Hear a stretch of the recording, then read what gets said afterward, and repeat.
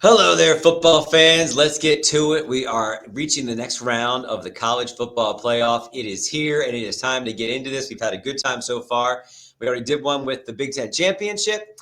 We did one with the first round, and now we're going to do it again. And here is a flashback as we get going. Yes, we were at the last time that Penn State was in the Fiesta Bowl, 2017. Does that guy look familiar? He's doing some nasty things in the NFL right now with the Philadelphia Eagles. Yes, the last game ever for Penn State of Saquon Barkley was in Arizona for the Fiesta Bowl, and we recovered it for you, so it's cool to get back in talking about Penn State football again. But this time, uncharted territory. First year ever for the expanded college football playoff, and so far so good for Penn State. They win the first round against SMU. Meantime, Boise State just chilling, waiting to see what they're going to do, and we're going to learn more about what they've been doing in preparation and even more because we're going to bring in our expert panel right now. Andrew Squared is with us. We got Andrew Klein from CBS 21 covering the Penn State side of things, and we have Andrew Vincent from our station in Boise. Good to have you guys here today. Thanks for having me. Yeah, good to be here. All right. Hey, that's my first question. We're going to go to Andrew Vincent, who's been covering the Broncos all year long, and we're going to obviously get to their stellar running back. But what's been happening during this down period where Penn State's playing and Boise State's just leaning back and watching? Well, yeah, they've definitely been surveying the landscape of before it was going to be Penn State, or officially it was Penn State, but they were watching SMU, Penn State, obviously watched that dominant performance that you guys put forth and, earning that spot in the Fiesta Bowl. But really, Boise State, from what I've covered, Spencer Danielson and those guys, they just really focus on who's in front of them, who's their opponent, and just focusing on that week, that game plan. So I think that this is no different. They obviously know this is going to be one of the toughest tests of their season. Maybe Oregon might have been their earlier toughest test, but this is going to be a hard one for the Broncos. But they're coming in ready and prepared. Let's keep it real. I mean, was it really like they put 90% of their attention on Penn State and maybe 10% on SMU, or what was really the feeling there? You be honest. I really think, maybe the player, I think Spencer Danielson, he's 1-1. Like, I really think he's like, they said they had plans for both teams, but I'm pretty sure after the first quarter, they're thinking, okay, I think we're going to be playing Penn State. By then, yeah, for sure. I think after that, they were ready for you guys. One more question for you before I get Andrew Klein in here. Is this already a successful season for the Broncos, no matter what happens? I think it is. I think that this having a Heisman candidate, that's something uncharted territories for a school like Boise. And I think another Mountain West championship, that's their second in a row. I think it is a successful season. But man, it just feels like this ride that the fans have been on, that we've been watching this team, and we really want to see, we don't want to see it end. We want to see another win. But I would say that it's been a successful season, even if that's the funny thing. And you mentioned before, it comes down from expectation levels. Yes, they're defending champs for their conference, but Penn State comes in, we should be there already. We need to get there already. And so I'm going to ask you, Andrew Klein, has this already been a successful season for Penn State? Yeah, this has been a good year. I mean, college football is in a brand new place right now. NIL, of course, there's going to be all that going on in this summer when it changes a little bit. But I think the big thing was you got to make the college football playoff. First year with 12 teams, Penn State's finished in the top 10 in a number of James Franklin's years so far. So this was really built for a team like Penn State. They are ones who are going to thrive because now they can play as well as they have in the regular season. They don't have to win the Big Ten anymore. Ohio State, Oregon, those teams could win the Big Ten. Penn State could still get in year after year. We already saw that this year with a team like Indiana, who, totally different school, totally different program. Now, Penn State's one of those who have been more of a powerhouse the last couple of years, and they've really shown that this year they belong back at that big top spot in college football. James Franklin is proving that he still belongs with those big dog coaches of college football. And hold on, Andrew. Hold on. Yeah. What has he done to prove that? They haven't beaten anybody that they weren't supposed to beat. They haven't won any games that they weren't supposed to win. So where is this proof in the pudding that you say that they're at that level? Because I'm talking about a lot of Penn State fans that I talk to and listen to and check on. And you say it's already been a successful season. If they lose and it would be an upset by Boise State, they're not going to view this as a successful season. You disagree? I do, because I think college football is in a very different place than it was a couple years ago. And I think the Do you 12 think team just playoff making the college football playoff is enough for Penn State fans? they want a playoff game. They want a college football, no matter how you spin it, they want a college football playoff game in the first year of the college football playoff. So I understand the game they were expected to win by 10 points, and they did it by 20. But I mean, I don't know. The level of success and expectation at Penn State is at a different level. I'll let you, Andrew Vincent, jump in on this thing. From the Penn State perspective, what are you seeing on the boards you check and the people you talk to?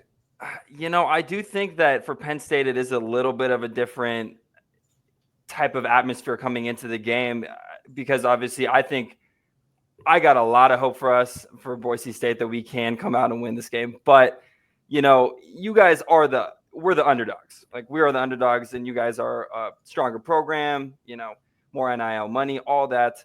And I do think that, I don't know. I mean, you guys would know best, but I do think Penn State is going to come into this game. And if they don't beat Boise State, that would be somewhat of a failure.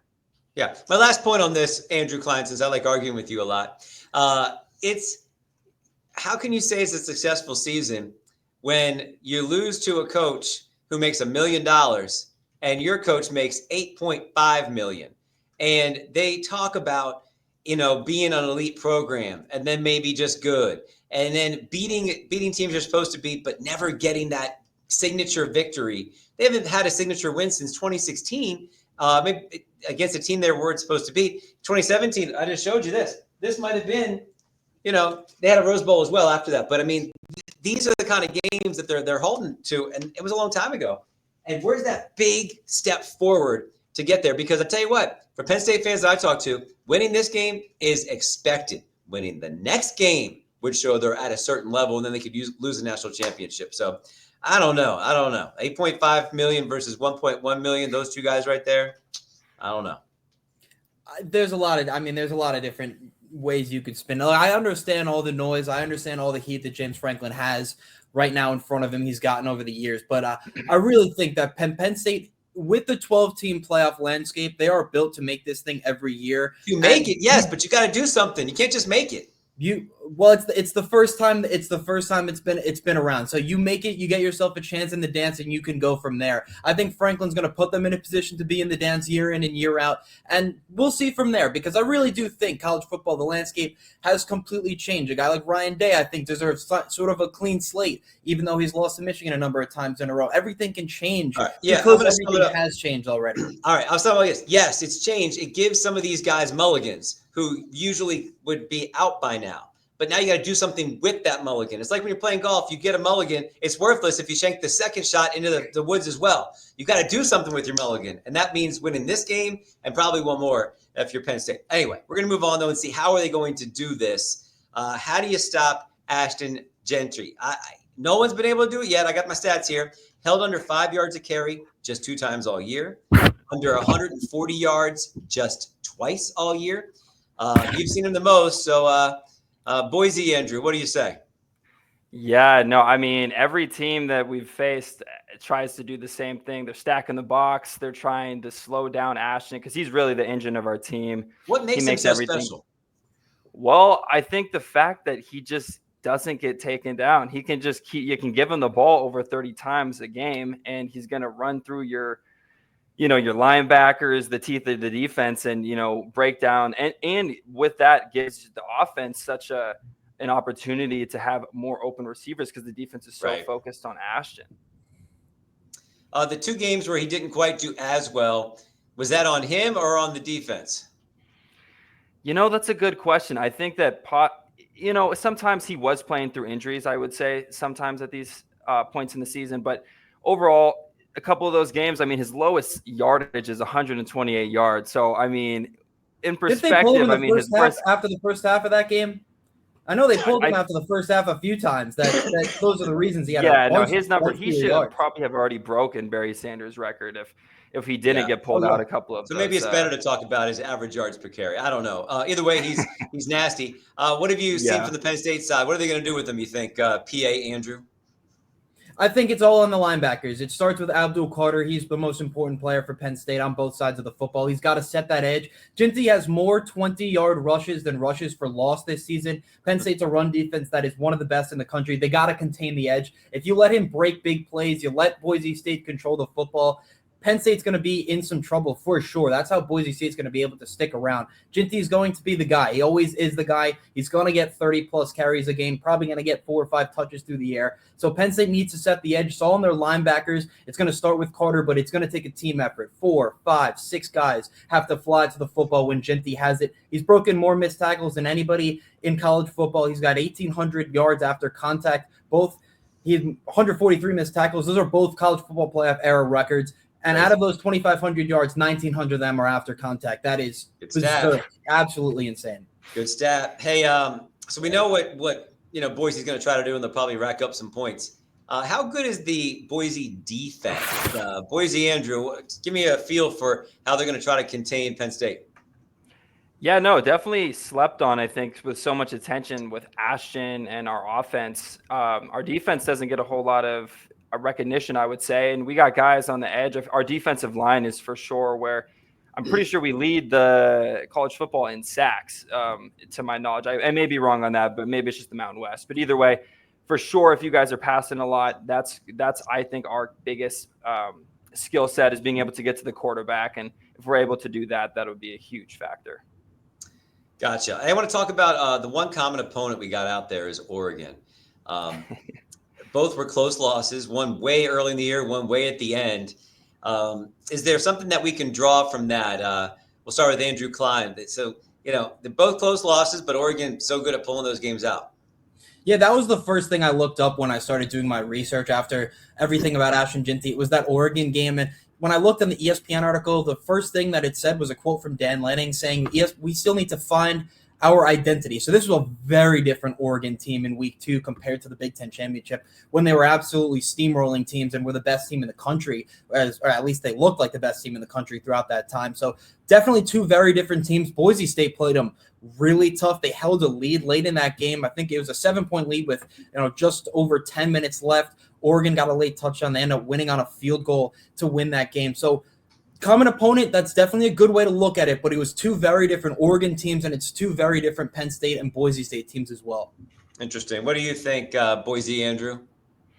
Yeah, no, it's definitely interesting with the common opponent there. I think for us as Bronco fans, we were looking at that game like, man, we should have come away with it, because really I thought we outplayed Oregon, but we gave up a kick return touchdown and a punt return touchdown that just completely swung the game. And really, I thought we held them pretty well on defense, and offensively, obviously, we had that lead going into the fourth quarter. But yeah, looking back at the game, I think it just gives us confidence that we can play a top team and come out. Really, I thought we should have won, but even just to lose by 3 points, it shows that we're not just some team that's going to get pushed around. You say those 2 special teams touchdowns they gave up. Was that a problem the rest of the year, or was that an anomaly? Really, I think that set the tone to let's nip that in the butt, because that was we didn't give up too many special teams touchdowns the rest of the year, and I think we did fix that issue. Okay. The message from the coaches. What have you heard so far? Have you guys gone through some of the news conferences? I have as well. What stood out for you? We'll start with Boise, Andrew, on that one. Well, yeah, Spencer Danielson, like I said, he goes into every game as a completely new week. It's a completely new opponent, and what's the game plan for this opponent that's in front of them? So no different in that regard, but he knows that this is a massive game. It's the Fiesta Bowl. He's getting his team ready, and he knows that Penn State's going to be a really tough opponent, that, this is going to be probably their toughest test since Oregon. So he's getting his guys ready and, is just ready for the game. From the Penn State side, Andrew, what are you seeing there? I mean, look, James Franklin definitely knows everything that this game has surrounding it. He knows his team is a favorite. He knows his team is supposed to win this game, as we've talked about throughout the day today. And I think he's going to have them prepared. That run game is going to be key for Boise State. But Penn State's been great defensively all year. James Franklin's been one of the better defensive coaches in the last decade that he's been there. So that's going to be the key for Penn State. I'm sure that's been the talk in the locker room of, this is our game. We need to show that we deserve to be here, and we're going to move on to much bigger things that we have planned. Okay. Well, it's a great place to be. I told you I covered it last time that we were there. The person that's running our stuff here, Alexa, do you have that picture of the actual trophy? It's a crazy trophy, actually. Have you guys seen this thing? It's like these people holding up a trophy. So you can sort of see a shot of that between them. It's beautiful golden football. And on the bottom, right there, you see on the bottom, it's literally football players. And the level underneath them is actually people holding up that next level. So really cool trophy and great legacy there. I got one question for you again, Boise, Andrew. From the fans' perspective, since it's the college football playoff, it used to be you would save your money up and then you get to go to the one big game. Well, is this that one big game, or is anyone holding back and saying, well, maybe I have to go to another trip down the road? Or is the perspective that this is like our Super Bowl, this is our big game?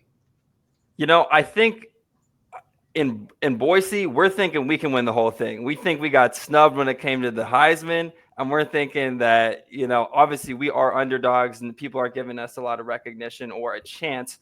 But hell, I mean, we played Oregon really well. We think we've played well the entire season, and we can come in and really, put up a fight and win this game. But for now, the Fiesta Bowl, this is for sure a legacy game where, we haven't lost in the Fiesta Bowl before, neither has Penn State. And I think nationally, people kind of know us through a couple of those older Fiesta Bowl games. Yep. And this is another one of those that, Ashton had all this national attention. There's going to be so much on this game that I do think we're looking at it like this is a Super Bowl atmosphere, but we still got hopes that we can move on to the next one and the next one after that. Last thing for you, Klein. What about the Drew Aller in dome effect? He's pretty good when he's got these conditions to himself. He was awesome in the Big Ten championship.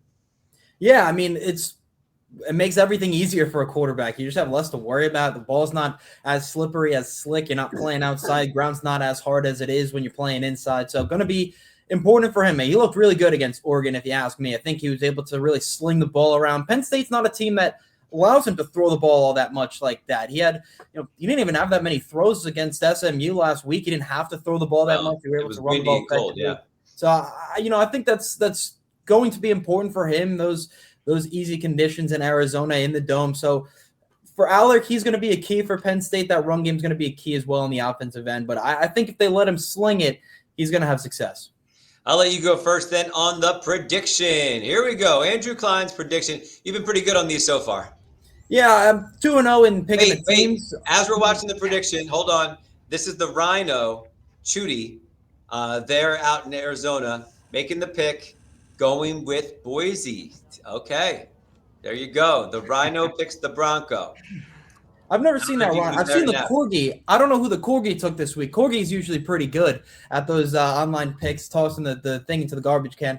I'm going Penn State.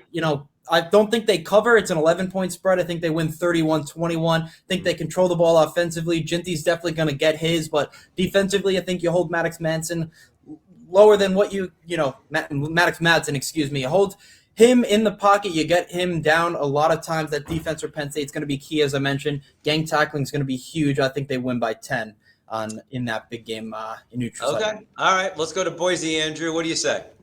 Yep, I think I'm going to be sticking with that Rhino and also picking Boise State. I think Ashton Jeanty, despite all the attention that he's going to get, I think he's got so much motivation coming off of that second place finish in the Heisman. And I think the team feels that same level of motivation. And I just feel like we're going to be able to come out there and play our best game of the season. And I got us winning probably around 28-24 is what I would say. Close.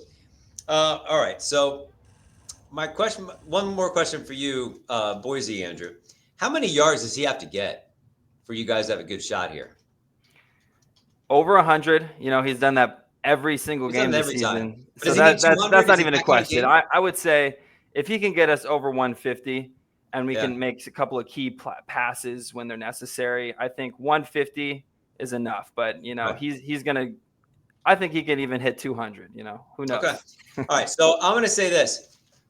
Fast start for Boise State. I think they are raring to go. I think the Jeanty factor is something there. Slow starts have been a little bit of a thing for Penn State this year. Okay, especially on offense. So that's how it starts. Then I think Penn State hits their stride. They open it up in the second half. But I see a lot of points in this one. I'm going to go 38-28. So high-scoring game, but Penn State by 10. If you're caring about the spread, that means they don't cover either. But they get the win. They move on. But it is not a legacy game for Franklin and Penn State yet, because that would be the week after this. There you go. All right, guys. Thank you, Andrew Square, doing a good job out there. Good luck on your coverage this weekend, or actually, I guess not this weekend, tomorrow. We're taking this on Monday. So tomorrow, Happy New Year to you guys. And we look forward to a good game either way. Thanks for being here. Yeah. Thanks for having me. All right, folks. Happy New Year. That'll do it for us here on our CBS 21 preview of the Penn State Fiesta Bowl game against Boise State as the quarterfinals of the college football playoff. You got two folks saying it's going to be Penn State by 10. The other guy's saying it's going to be the big upset. We shall find out soon. Thanks for watching.